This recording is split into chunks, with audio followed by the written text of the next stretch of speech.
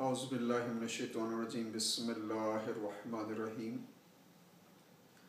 صلی اللہ علی حبیبہ محمد وآلہ وسلم بسم اللہ الرحمن الرحیم صلی اللہ علی حبیبہ محمد وآلہ وسلم۔ رمضان شریف کا مہینہ ہے، روزے رکھنے چاہیے، اور انتہائی افسوس ہے ان دوستوں پر جو صحت کے ہونے کے باوجود وہ روزے نہیں رکھ رہے، نماز نہیں پڑھ رہے۔ جب ہمیں روزے رکھنے کا شوق تھا اور ظاہر ہے جب سے ہم نے آنکھ کھولی ہے آج تک روزے کو ترک نہیں کیا، چاہے کتنے بھی بیمار ہوئے، سفر میں ہوئے، پوری دنیا کا سفر ہم نے کیا، کبھی روزہ نہیں چھوڑا۔ اور پھر ایک دفعہ ہمیں یہ بھی ایک خواہش پیدا ہوئی کہ کوئی ایسا کام کیا جائے جس سے اللہ سبحانہ و تعالی ہمارے عزیز و اقارب، دوستوں اور رشتہ داروں کی بخشش کا سبب بنا دے۔ تو ہمارے علم میں یہ بات آئی کہ کوئی بھی شخص جو ہر مہینے چاند کی 13، 14 اور 15 تاریخ کا روزہ رکھے گا تو اس کو اللہ سبحانہ و تعالی 70 فرشتوں کی 70 بندوں کی بخشش کا اختیار عطا فرمائیں گے آخرت میں۔ تو ہم نے وہ روزے رکھنے شروع کر دیے، اور اللہ سبحانہ و تعالیٰ کی مہربانی سے دیکھیں آج ہم جس سٹیٹس پہ بیٹھے ہیں، جس مقام پر بیٹھے ہیں۔ لیکن ہمیں افسوس ہے ان دوستوں پر جو ٹھیک ٹھاک ہوتے ہوئے یہ فرماتے ہیں کہ روزہ رکھنا تو خواتین کا کام ہے، نمازیں پڑھنا تو خواتین کا کام ہے، مرد تو کوئی بڑا کام کرے۔ تو اس میں کوئی شک نہیں ہے کہ خواتین کو بھی روزہ رکھنا چاہیے، مردوں کو بھی روزہ رکھنا چاہیے، خواتین کو نمازیں پڑھنی چاہیے، زکوٰۃ دینی چاہیے۔ تو جو بھی اس دنیا میں آیا، چاہے وہ میل ہے فیمیل ہے، سب پر اسلام ایک ہی طرح لاگو ہوتا ہے، سب ایک ہی طرح ذمہ دار ہیں۔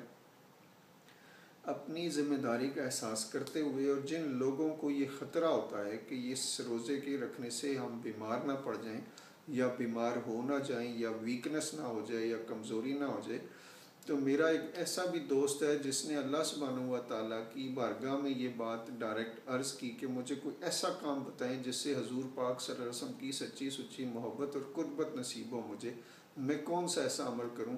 تو اس کو خواب میں اللہ سبحانہ و تعالیٰ نے فرمایا کہ آپ سالہ سال اب روزے رکھا کرو اگر حضور پاک صلی اللہ علیہ وسلم کو خوش کرنا چاہتے ہو۔ اب وہ شخص جو ہے وہ مسلسل سارا سال روزے رکھتا ہے۔ تو آپ پتہ نہیں کیوں روزوں سے ڈرتے ہیں، روزہ رکھیے، اگر کچھ ہوگا تو ہم بھی موجود ہیں، ڈاکٹر بھی موجود ہیں، اور اللہ کی رحمتیں بھی موجود ہیں، اللہ کا فضل و کرم بھی موجود ہے۔ تو ایک تو ڈرنا نہیں ہے، دوسرا زکوٰۃ جو ہے وہ اس کی جو ایکچول حقیقت ہے کہ وہ مال کو پاک صاف کرتا ہے۔ اب یہ مال کو پاک صاف کرنے سے کیا مراد ہے؟ ایک متقی پرہیزگار شخص جو ایمانداری سے ڈیوٹی کرتا ہے، اس کے مال میں یہ کھوٹ مال آئے گا کہاں سے؟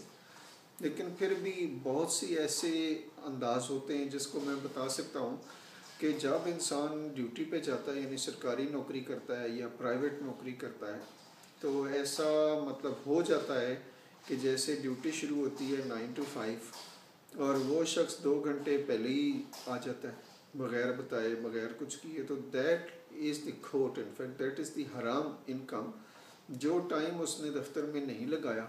اور ایسا اکثر ہو رہا ہوتا ہے کہ جہاں پر 2 گھنٹے اوور ٹائم لگایا اور کلیم کیا 6 گھنٹے کا، تو وہ جو 4 گھنٹے ایکسٹرا آیا دیٹ از حرام۔ تو اب یہ جو حرام آ رہا ہے اور یہ مطلب حلال کی روزی دونوں مکس جب ہوتی ہے، تو یہ جو زکوٰۃ ہے یہ ایک طریقہ کار ہے۔